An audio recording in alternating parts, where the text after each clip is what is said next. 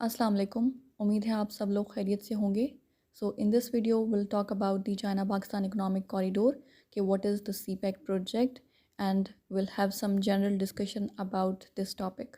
So first of all, we know कि CPEC stands for China Pakistan Economic Corridor and it is the flagship project of the China's Belt and Road Initiative.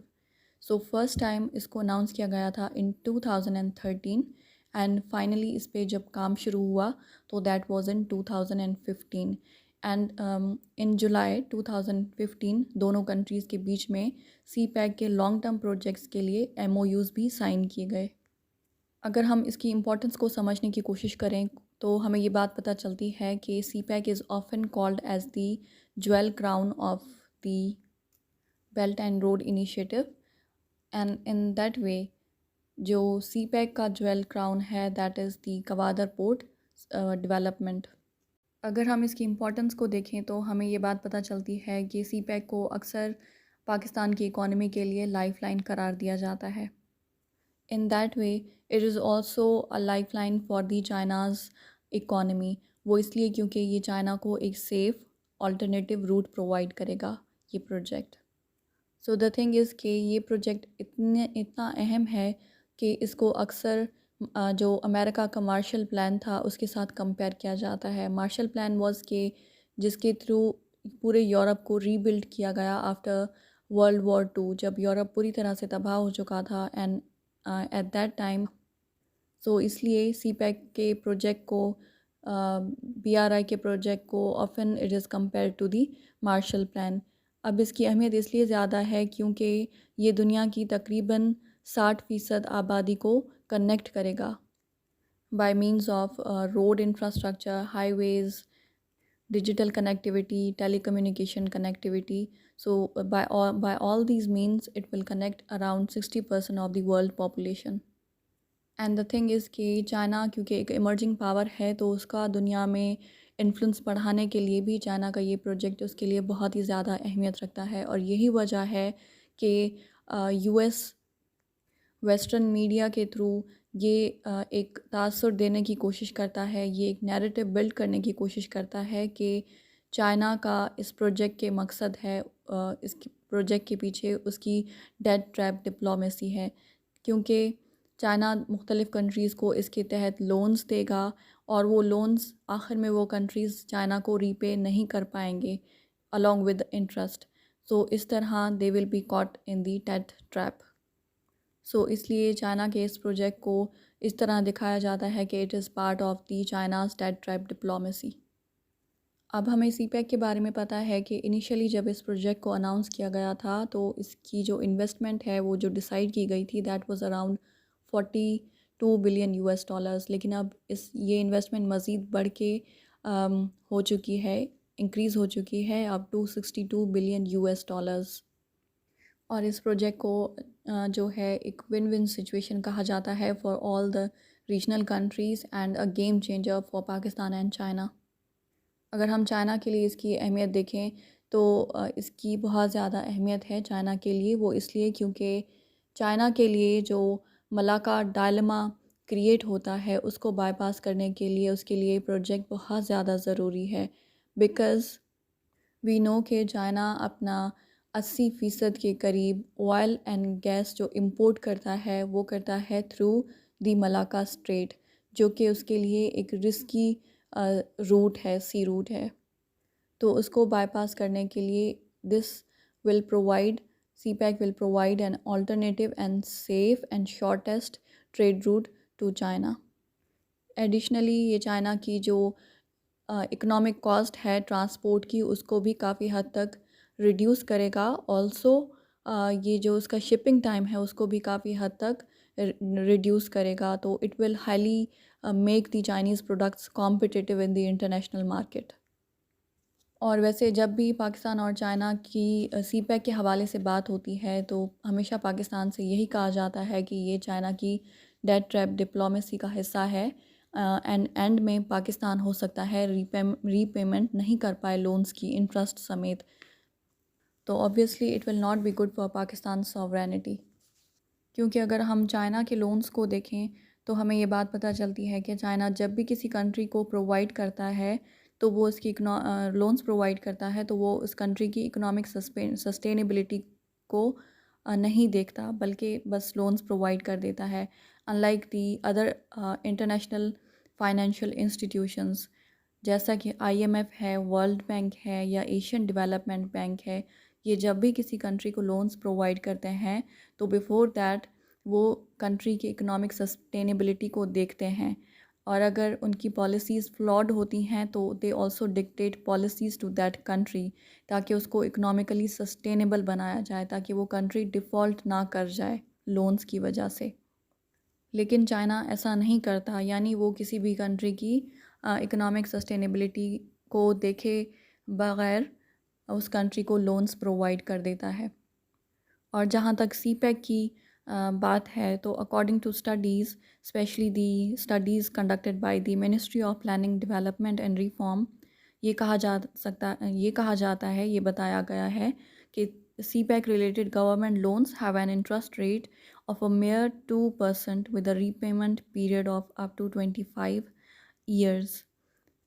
इसका मतलब कि China जो भी आपको loan provide करता है उस पे आपको जस्ट 2% तक इंटरेस्ट पे करना होगा, एंड उस तमाम लोन्स जो भी आप ले रहे हैं उसको कम्प्लीटली रीपे करने के लिए you have a time period of 25 years. तो ये काफ़ी हद तक आपको आपका ये डाउट एलिमिनेट कर देते हैं कि आप फ्यूचर में किसी डेट ट्रैप में फंस सकते हैं। लेकिन ऑब्वियसली अगर पाकिस्तानी गवर्नमेंट उनको उन लोन्स को जुडिशियसली एलोकेट नहीं करती, करप्शन को एलिमिनेट नहीं करती, तो in that case there is a possibility कि गॉड फॉरबिड पाकिस्तान एक डेट ट्रैप में फंस सकता है, but that will be solely because of our own faults and not because of China obviously।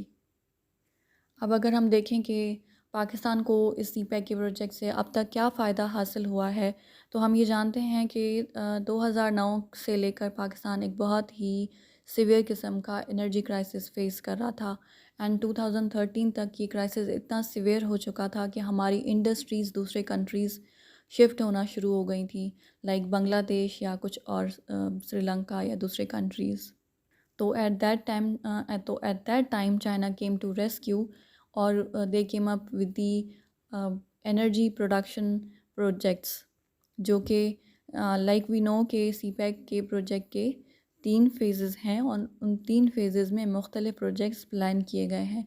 तो फर्स्ट फेज़ के जो मेनली प्रोजेक्ट्स प्लान किए गए थे those were the road networks and also the energy infrastructure development projects, क्योंकि ये पहली priority थी कि पाकिस्तान के इस एनर्जी क्राइसिस को जो है एलिमिनेट किया जाए। So for that they came up with many energy generation projects, और उनमें से काफ़ी सारे हमारे प्रोजेक्ट्स को मुकम्मल कर लिया गया है। For example Sahiwal coal fired power project, coal fired power plant at Port Qasim Karachi and Hubco coal fired power plant in Balochistan.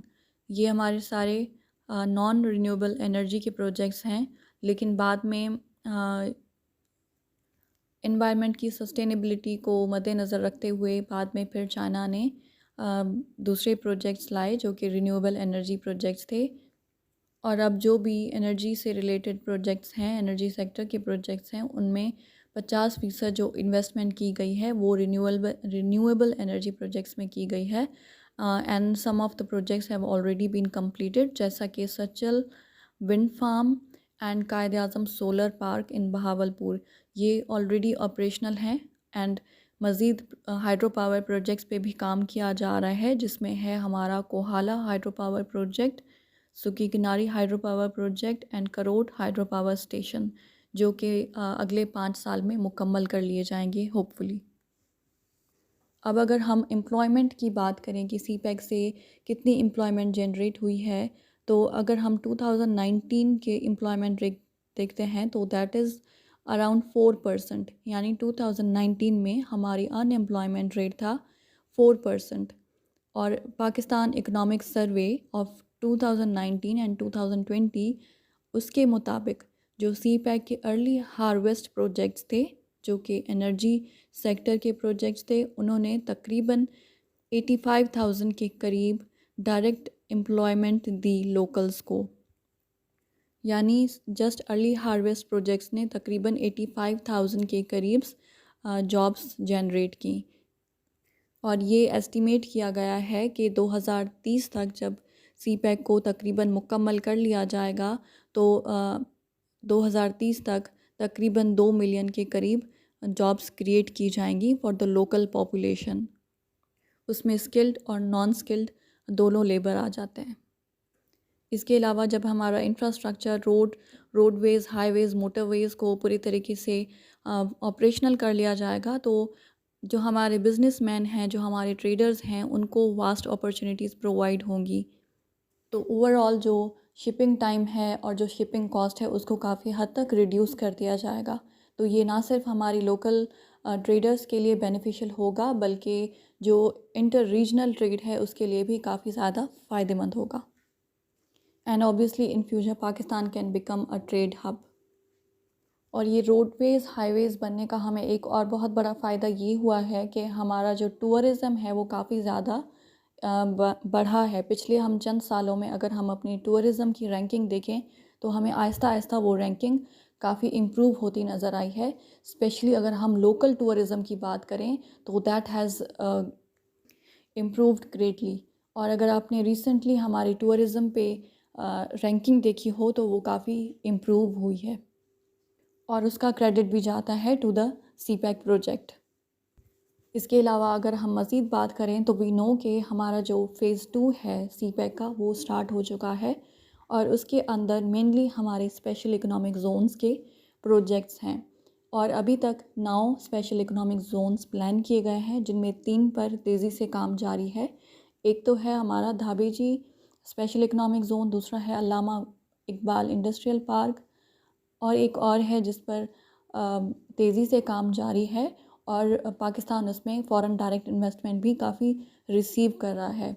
So the thing is कि हमें अपनी इंडस्ट्रीज़ डेवलप करनी होंगी अपने स्पेशल इकोनॉमिक जोन्स में और स्पेशली हमारा focus होना चाहिए एक्सपोर्ट ओरिएंटेड इंडस्ट्रीज़ डेवलप करने में, इस्टेब्लिश करने में, ताकि फिर हम पाकिस्तान की इकोनॉमी को एक एक्सपोर्ट ड्रिवन इकोनॉमी बना सकें जो ओवरऑल हमारे जो भी इकोनॉमिक प्रॉब्लम्स हैं उसको सॉल्व करने में हमारे लिए हेल्पफुल साबित। सो यहाँ पर अब हमारी सारी रिस्पॉन्सिबिलिटी हमारी गवर्नमेंट की है कि वो किस तरह सिंसियरली काम करके सीपैक को एक सक्सेस बनाती है। क्योंकि जब तक हम करप्शन को एलिमिनेट नहीं करेंगे और जुडिशियसली तमाम लोन्स को एलोकेट नहीं करेंगे तब तक हम इस हाईली प्रॉफिटेबल प्रोजेक्ट से फ़ायदा हासिल नहीं कर सकते।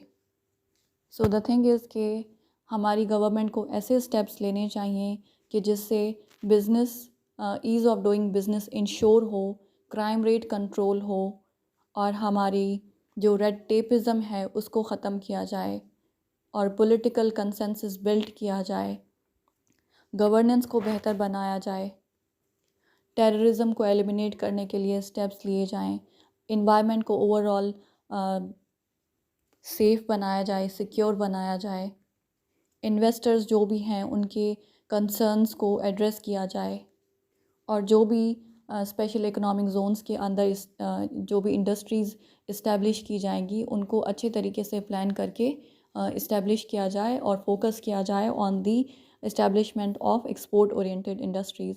तो इसी तरह ही हम अच्छे से इस हाईली प्रॉफिटेबल प्रोजेक्ट से फ़ायदा उठा पाएंगे। All right, so let's end this video here. If you found it helpful, तो please like, share, comment and subscribe to my channel. Thank you so much. Take care. Bye bye.